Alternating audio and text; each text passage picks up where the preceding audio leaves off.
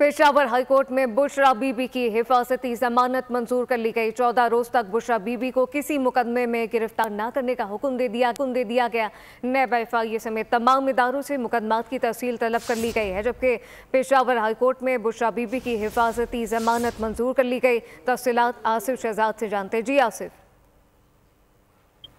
जी बिल्कुल, बानी पीटीआई की अहलिया बुशरा बीबी की गुज़िश्ता रोज पेशावर हाईकोर्ट में दरख्वास्त समाअत के लिए मंजूर की थी, जिसकी समाअत आज भी तो जिसमें उनकी जो जारी जमानत है वो मंजूर करने के लिए बताया गया। तमाम इदारों को उनको किसी भी केस में गिरफ्तार ना किया जाए। इसके साथ साथ उन्होंने तमाम तफसीलात भी तलब की थी कि उनके जो केसेज हैं उनकी तफसीलात दी जाए और उनके हवाले से पेशावर समेत खैबर पख्तूनख्वा के तमाम अता और दीगर सूबे हैं वहाँ पर उनका केसेज दायर हैं, उन केसेज में उनको गिरफ्तार ना किया जाए तो दरख्वास्त और समाअत में जिस पर 14 रोज़ा जमानत जो है वो मंजूर कर ली गई।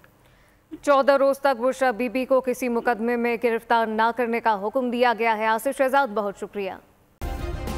सब्सक्राइब करें और बेल दबाएं ताकि कोई खबर रह न जाए।